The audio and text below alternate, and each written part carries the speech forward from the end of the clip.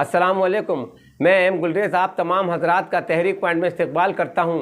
नाज़रीन, हालिया असम्बली इंतखाबात में अपनी जीत को यकीनी बनाने की खातिर समाजवादी पार्टी, बहुजन समाज पार्टी और कांग्रेस जैसी नाम नहाद सेकुलर सियासी जमातों ने उर्दू के साथ साथ उर्दू दां तबके से दूरी, मुसलमानों से दूरी और उनके मिली मसाइल पर दानिस्ता खामोशी इख्तियार की। और तो और हद ये हो गई कि मिल्लत इस्लामिया को शिनाख्त देने वाले मस्जिद, मदरसे, मकबरे, कब्रिस्तान, खानका और मुसलमान जैसे अल्फाज तक के इस्तेमाल से गुरेज किया।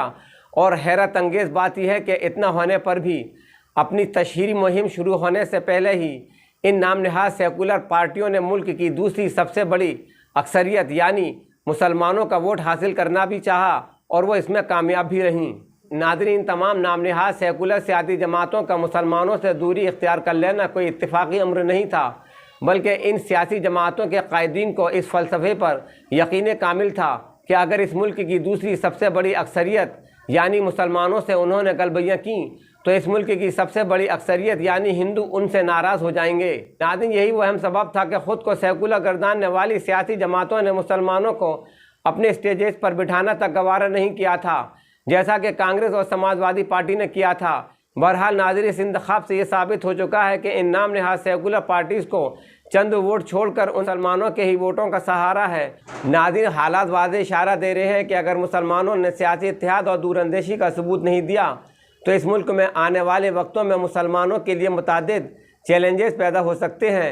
और देखने वाली बात यह है कि ये नाम नहाद सेकुलर सियासी जमातें जिन्होंने मुसलमानों के वोटों को महज अपने बाप की बपौती समझा था, वो अपनी बिरादरी तक का वोट न बचा सकने के बावजूद भी अपनी हार का ठीकरा मुसलमानों के ही सर फोड़ते रहे हैं। ऐसे में इस मुल्क की दूसरी बड़ी अक्सरियत यानी मुस्लिम वोटर्स के लिए ये एक लम्हे फिक्रिया है, क्योंकि सभी नाम नहाद सेकुलर पार्टियों ने उन्हें धोखे दिए हैं और हर बार मायूस किया है।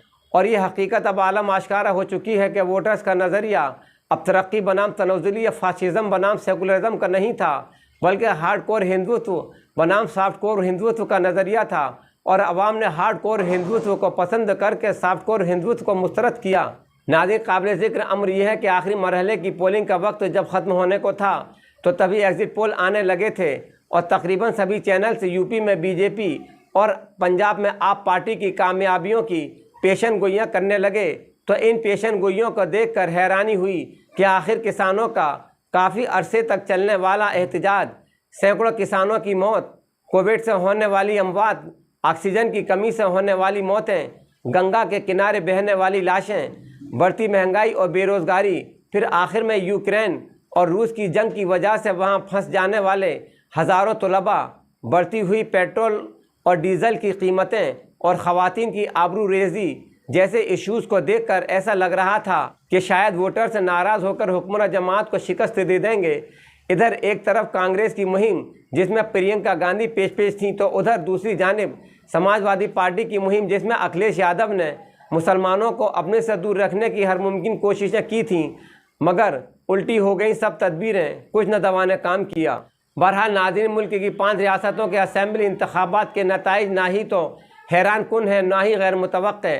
दर हकीकत इन इंतखाबात के बरामद शुदा नताइज इन नाम नहाद सेकुलर सियासी जमातों की कमज़ोरियों और नाअहलियों को बेनकाब करते हैं, बीजेपी की कामयाबियों को नहीं। ऐसा लगता है कि सभी गैर बीजेपी पार्टियां बीजेपी के साथ दोस्ताना मैच यानी नूरा कुश्ती खेल रही हैं।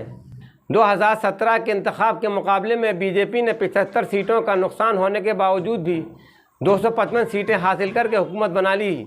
समाजवादी पार्टी को 111 सीटें मिली और पिछले इंतखाब के मुकाबले में उसे 46 सीटें ज़्यादा मिली। आरएलडी को 8 सीटें मिली।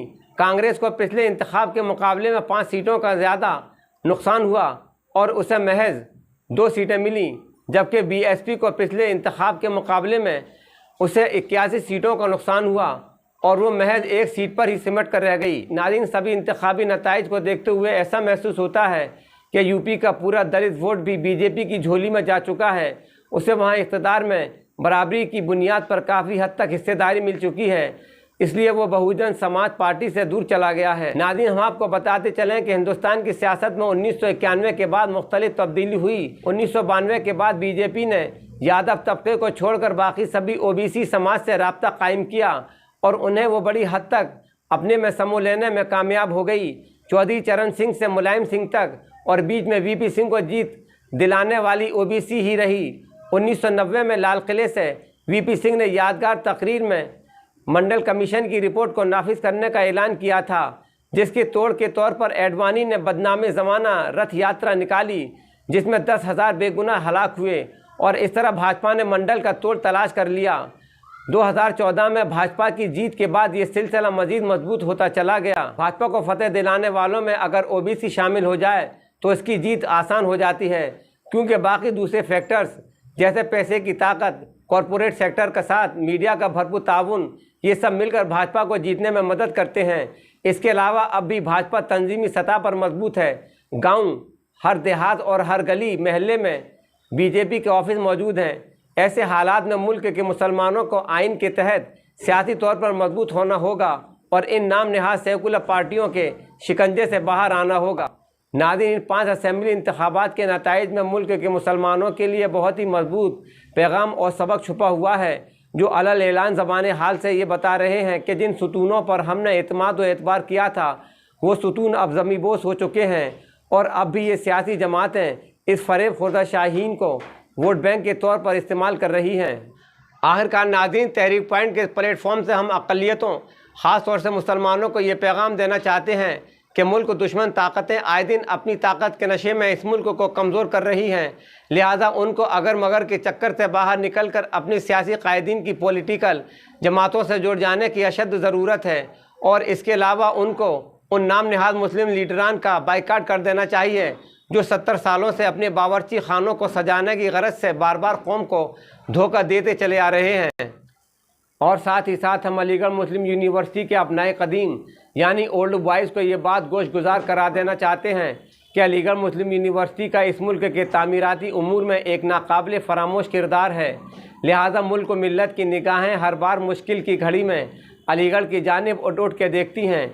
हम आपसे एक सवाल करते हैं कि क्या अब वो वक्त नहीं आ गया है कि इस मुल्क को मिल्लत के मुस्तकबिल को बचाने के लिए अलीगढ़ वालों को फिर एक ऐसी तहरीक खड़ी कर लेनी चाहिए जिसकी मांग उनसे अब डॉक्टर भीमराव अंबेडकर का तश्कील करदा आइन भी कर रहा है। तो इनकलाब की आमद का इंतज़ार न कर, जो हो सके तो अभी इनकलाब पैदा कर। नाज़रीन, अगर आपको तहरीक पॉइंट का ये वीडियो पसंद आया हो तो इसे लाइक करें, शेयर करें और हमारे चैनल को सब्सक्राइब करके बेल आइकन को क्लिक करें ताकि हमारे आइंदा वीडियोज़ आप तक पहुँचते रहें और कमेंट सेक्शन में अपनी राय का इजहार ज़रूर करें। खुदा हाफ़िज़।